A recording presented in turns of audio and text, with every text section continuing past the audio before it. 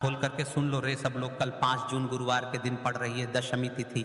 और यह दशमी तिथि इतनी खास है, यदि घर का कोई भी एक व्यक्ति छोटा हो या बड़ा हो, कल दशमी तिथि गुरुवार के दिन यह एकमात्र 5 कनेर के पुष्प वाला उपाय कर लेता है तो उसे घर में कभी धन लक्ष्मी की कमी नहीं होती।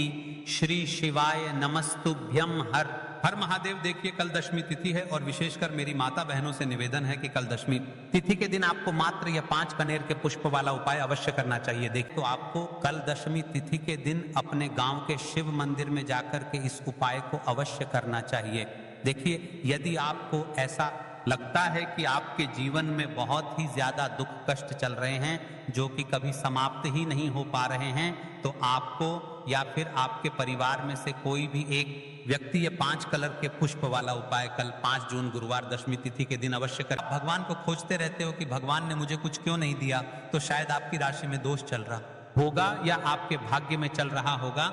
तो हम ग्रह एवं नक्षत्र के द्वारा पता करते हैं कि आपकी राशि में कौन से दोष चल रहे हैं या आप पर कौन से दोष है, जैसे कि काल सर्प दोष, वास्तु दोष, पितृदोष या फिर कोई अन्य दोष। यदि आपको भी पता करना है तो आप आपका नाम और आपकी राशि कमेंट बॉक्स में लिख दे। हम आपकी राशि से जुड़ा भाग्य भी बताएंगे और आपको यह भी बताएंगे कि आपको किस उपाय को करना चाहिए। तो चलिए अब हम सबसे पहले कल 5 जून गुरुवार दशमी तिथि के दिन 5 कलर के पुष्प वाले उपाय के बारे में समझ लेते हैं तुझे कि इस उपाय में नई विधि है और आपको इस उपाय को किस मुहूर्त पर करना चाहिए।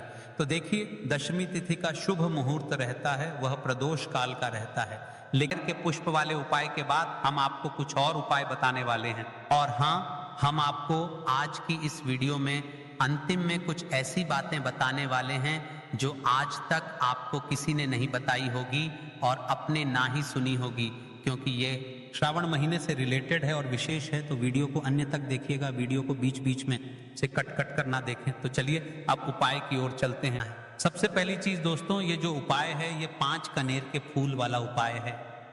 तो सीधी सी बात है, इस उपाय में हमें 5 कनेर के फूल तो लेने ही लेने पड़ेंगे।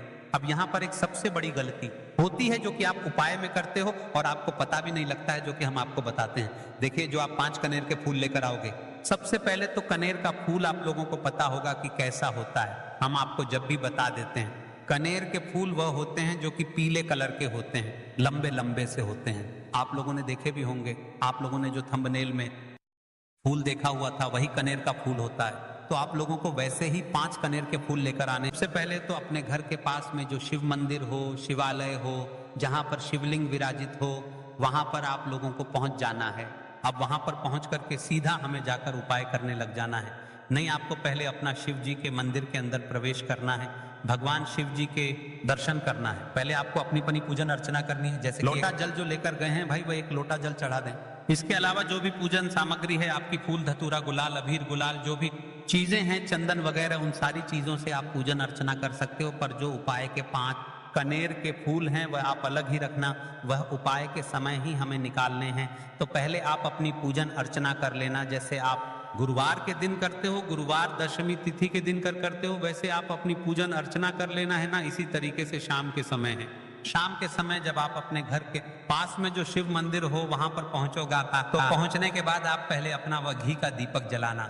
अब घी का दीपक जलाने में भी इस बात का ध्यान रखना, इस घी के दीपक को आपको अपने घर से जलाकर नहीं लेकर जाना है और मंदिर में जाकर भी जलाना है, और मंदिर में जाकर जलाओ तो उसे अपनी माचिस से ही जलाना है। अपने घर से इस दीपक को जलाने के लिए अपनी माचिस लेकर आना।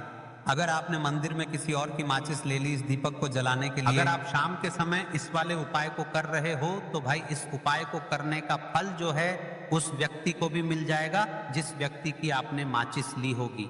इसलिए आप अपने घर से अपनी ही माचिस लेकर जाएं। उसके बाद में दोस्तों आप लोगों को एक बात का और ध्यान रखना है कि जब आप उस दीपक को जला दो, जलाने के बाद उस दीपक से आप चाहो तो आरती भी उतार सकते हो, अन्यथा कोई दिक्कत वाली बात नहीं है।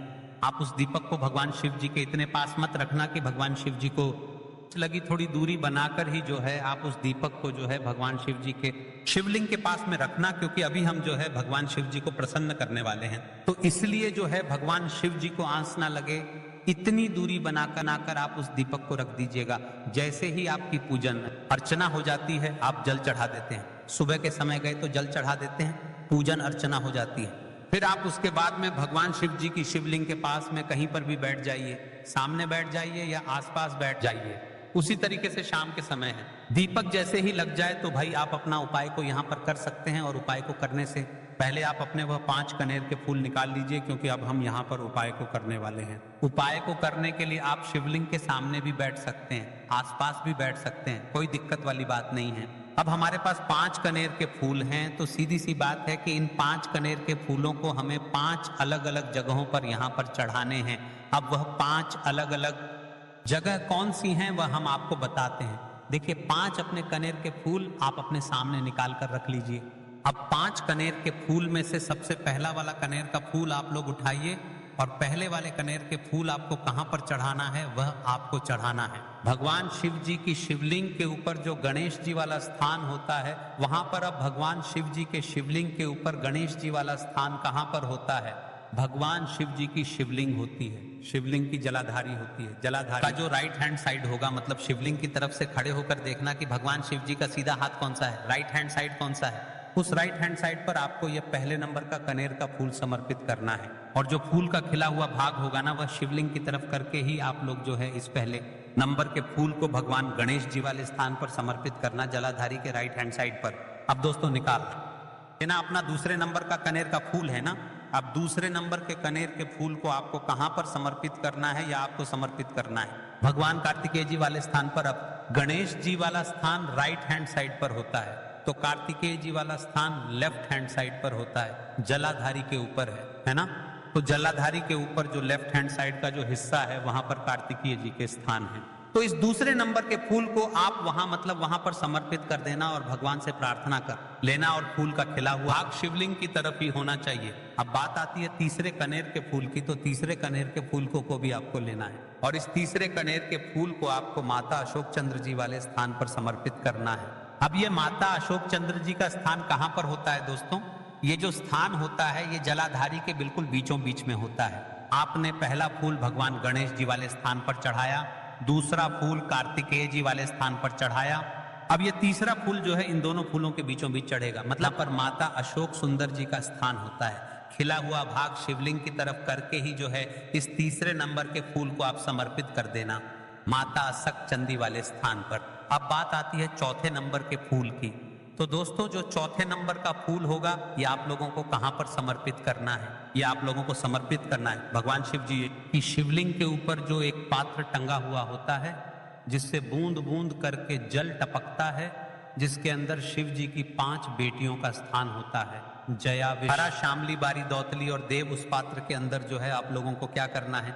ये चौथे नंबर के फूल को समर्पित करना है। अगर किसी कारणवश आपका वह पात्र जो है, शिवलिंग के ऊपर जो पात्र टंगू होता है जिससे बूंद बूंद करके जल टपकता है, वह पात्र उपस्थित ना हो, तो भाप को क्या करना है कि शिव जी की 5 बेटियों का नाम लेकर, जया, विष, हरा, शामली, बारी, दौतली और देव का नाम लेकर जो है इस चौथे नंबर के फूल को आपको जलाधारी के ऊपर ही, कटी शिवलिंग का जो कटी भाग होता है, मतलब जलाधारी के ऊपर ही जो भाग होता है ना, वहां पर समर्पित कर देना इस चौथे नंबर के फूल को, है ना। उसके बाद में दोस्तों बात करते हैं आखिरी नंबर के 5वें नंबर के फूल को, जो कि आखिरी फूल है हमारा। इस 5वें नंबर के फूल को आपको क्या करना है? अगर आपके, मतलब जिस मंदिर में आप गए हो वहां पर अगर त्रिशूल लगा हुआ है, तो भाई त्रिशूल का एक मध्य भाग होगा, जहां से वह त्रिशूल के तीनों भाग निकले हुए होंगे, है ना। तो आपको वह त्रिशूल का एक मध्य भाग देख लेना है। उस मध्य भाग पर आपको इस 5वें नंबर के कनेर के फूल को छुआ है, स्पर्श कराना है। और स्पर्श कराने के बाद इस 5वें नंबर के फूल को आपको क्या करना है? भगवान शिव जी की शिवलिंग के ऊपर समर्पित कर देना। अब दोस्तों, अगर वह, मतलब जो है त्रिशूल ना भी हो आपके मंदिर में उपस्थित, तो आप सीधा सीधा ये जो 5वें नंबर का कनेर का फूल है, ये भगवान शिव जी की शिवलिंग के ऊपर समर्पित कर देना। बस ध्यान इस बात का रखना कि जो खिला हुआ भाग है फूल का, वह सामने की तरफ होना चाहिए, जलाधारी की तरफ होना चाहिए, और डंडी का जो भाग है वह शिवलिंग के पीछे की तरफ होना चाहिए। फूल की है ना, तो इस बात का आप लोगों को ध्यान रखना है। जैसे ही आप लोग को ये 5 फूल समर्पित कर देते हैं, वहीं पर भगवान शिव जी के शिवलिंग के पास में बैठकर जो है हाथ जोड़कर विनती कर कर अपनी वह मनोकामना बोलना, जिस मनोकामना के लिए आप लोग यह वाला उपाय कर रहे हो। अक्षकर निवेदन है, हर रोज दिनांक के उपाय देखने के लिए हमारे चैनल को सब्सक्राइब कर ले, वीडियो को लाइक